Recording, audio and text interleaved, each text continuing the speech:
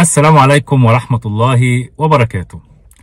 عندنا سلسلتين على القناة، من أهم السلاسل اللي موجودة على القناة، سلسلة الأبراج وسلسلة اسمها خلونا نتكلم في الشغل. والناس اللي بتتابع سلسلة خلونا نتكلم في الشغل بيقولوا لي يا عم احنا مالنا ومال الأبراج، احنا عايزين كلام مفيد في ازاي نتعامل في الشغل وازاي نتحسن في الشغل. والناس اللي بتتكلم في او بتتابع سلاسل الابراج بتقول لك يا عم انت واجع دماغنا ليه، احنا عايزين الكلام الخفيف البسيط اللي بتتكلموا عن الابراج. فقلنا نعمل بقى ايه، ميكس، وندمج السلسلتين مع بعض في سلسلة جديدة بعنوان ازاي تتعامل مع مديرك على حسب برجه، علشان نبقى جمعنا الناس اللي بتحب سلسلة خلونا نتكلم في الشغل مع الناس اللي بتحب الكلام عن الابراج. وهنبدأ النهاردة الكلام مع مديرك من برج العقرب.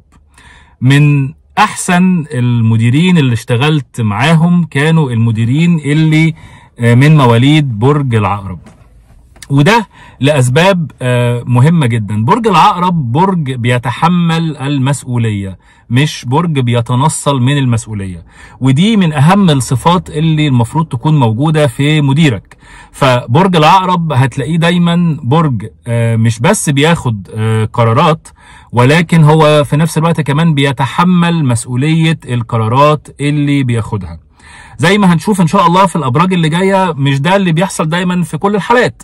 ساعات بتلاقي ان انت عندك مدير، المدير ده بياخد قرار ويخليك انت اللي تلبس او تستحمل مسؤوليه القرار اللي هو خده. او عندك كمان هنلاقي في ابراج تانية في المدير اللي بيخاف انه ياخد قرار او ما بيقدرش ياخد قرار، ودايما بيرمي عليك انت مسؤوليه ان انت تاخد القرار. برج العقرب بقى على العكس من ده، لا، هو بياخد القرار وبيتحمل مسؤولية القرار. ولنا طبعا في سيادة الرئيس عبد الفتاح السيسي خير دليل انه الرئيس السيسي بينتمي لبرج العقرب، وهتلاقي دايما لما كان بياخد قرارات قبل كده خاصة مثلا زيادة في الدعم او رفع عن الدعم او تحرير لسعر الصرف، هو كان بيطلع في الإعلام وبيقول أنا اللي خدت القرار، وبرغم تحذيرات الأجهزة الأمنية ليا أنا اللي مسؤول عن القرار وأنا اللي أخدت القرار. وده بيعكس شخصية برج العقرب في القدرة على اتخاذ القرار بل وتحمل مسؤولية اتخاذ القرار. فهتلاقي إنه مديرك من برج العقرب في الصفة الجميلة دي.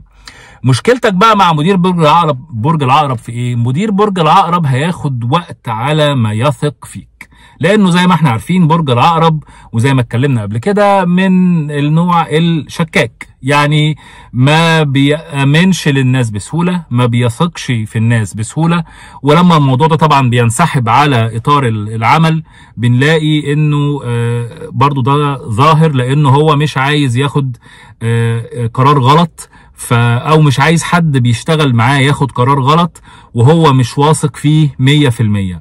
فهتلاقي ان انت محتاج تاخد وقت طويل علشان تكسب ثقة مديرك من برج العقرب. ولكن على ما كسبت ثقة مديرك بتاع برج العقرب خلاص هو بيحط عليك المسؤوليات، بيثق فيك، بيدعمك، بيحميك، بيديك سبورت، بيبقى مسؤول عن اتخاذ القرارات. فكل الحاجات دي بتبقى صفات كويسة فيه، ولكن بتيجي بعد وقت. فاوعى ان انت تخسر ثقة برج العقرب، لانه لو انت خسرت ثقة برج العقرب، لو اهتزت ثقة مديرك من برج العقرب فيك، هيبقى صعب جدا جدا جدا ان انت تستردها وان انت ترجعها مرة تانية.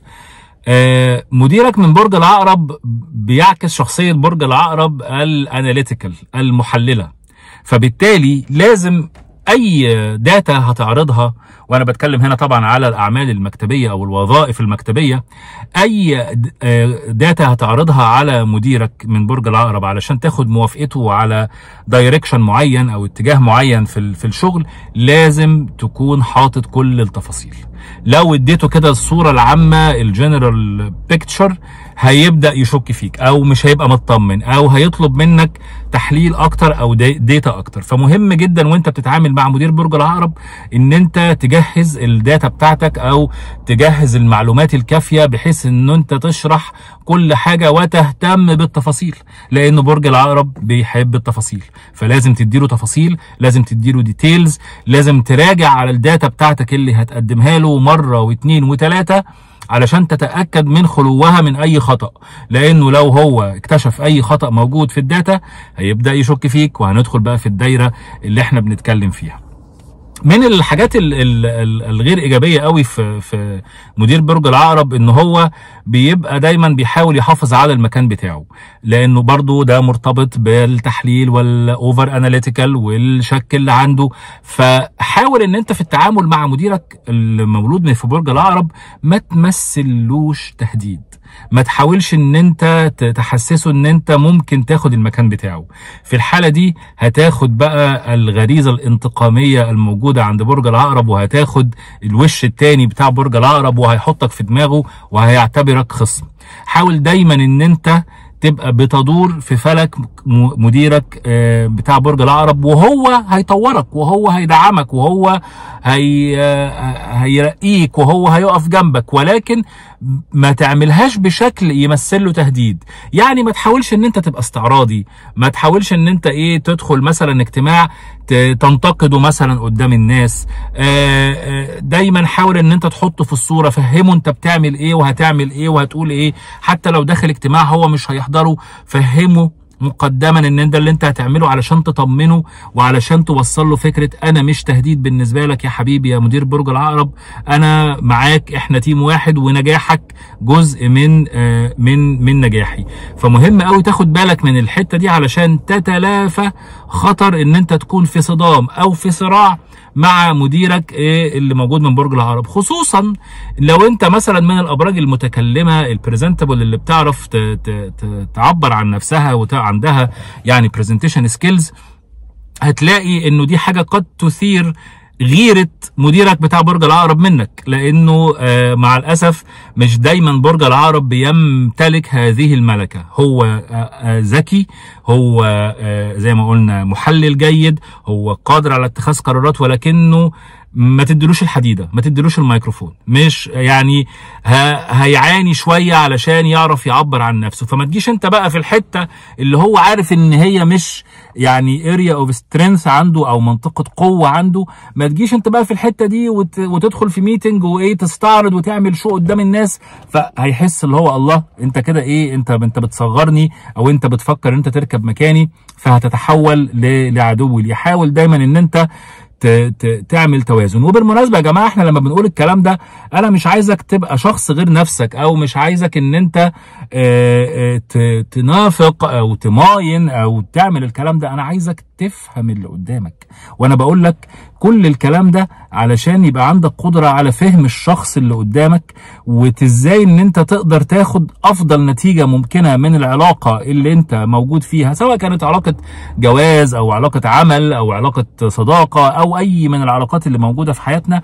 انا كل اللي انا بهدف ليه من خلال الفيديوهات ان انا اقول لك ازاي فهمك للاخر، فهمك للشخص اللي بتتعامل معاه، وبعدك عن النقاط اللي ممكن تسبب صدام مع الشخص ده ممكن تخليك توصل لافضل النتائج في العلاقه دي. فهو ده الغرض من كل الكلام اللي انا بقوله هنا على القناه، سواء في سلسله الابراج او في اي سلسله تانية موجوده.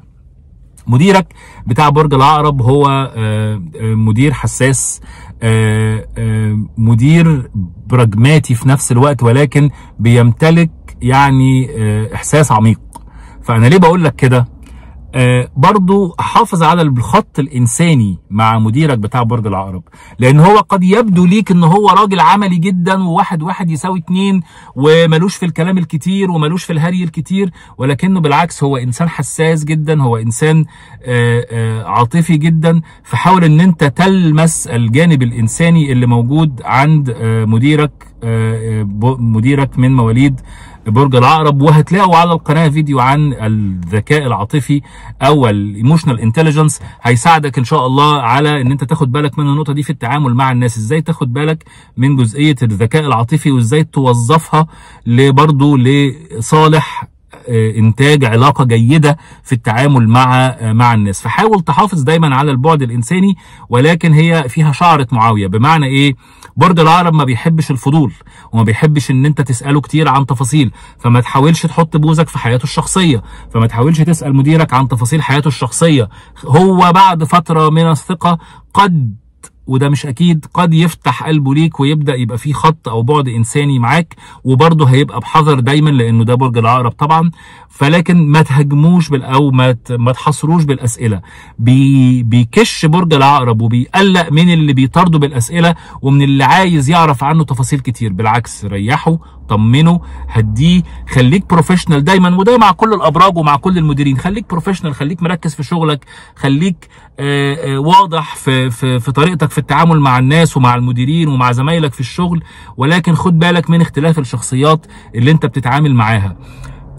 اخر حاجه هتتقال لي في كل برج من الابراج واحنا بنتكلم في السلسله دي، طب انا اعرف البرج بتاع مديري ازاي؟ طب ما يعني اصل دي، ما انت بتقول لي معلومه شخصيه، طب ما انا مش عايز اروح اساله واقول له هو انت مديري برجك ايه؟ لا، بس في طرق سهله وغير مباشره ممكن تعرف بيها. ممكن مثلا انت شغال في اداره، تقول والله يا جماعه احنا عايزين نبقى نحتفل باعياد ميلاد التيم، فتبدا ان انت تسال كل واحد على عيد ميلاده من غير ما تسال على السنه، علشان طبعا لو في ستات مش هيحبوا يقولوا سنه الميلاد كام، تسال على الشهر واليوم، وبالتالي هتعرف بقى كل الابراج اللي موجوده معاك في الشغل. وبعدين تيجي بقى تشوف فيديوهات عمو حازم وتعرف بقى ازاي تتعامل مع كل واحد وواحده في الشغل. وتعالى بقى قول لي في التعليقات الدنيا ماشيه ازاي معاك، هل العلاقات كويسه، هل الدنيا ماشيه كويس، هل الكلام اللي بقوله لك ده صح ولا غلط؟